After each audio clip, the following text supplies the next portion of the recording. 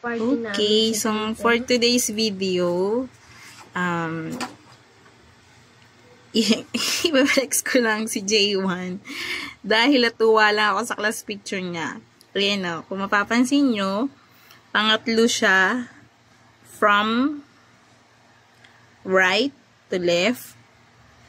Pagdating dito, pangatlo pa din siya, right to left.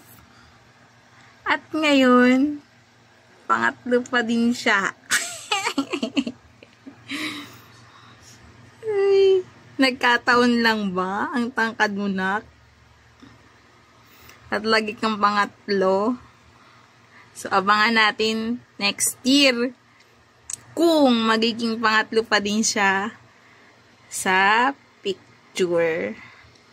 Ito sa pinakataas, kung magiging pangatlo pa din siya. Pero, sa tatlong class picture niya, wow, amazing. It's consistent talaga. Naman. Kaway-kaway po sa mga naging teachers ni J1.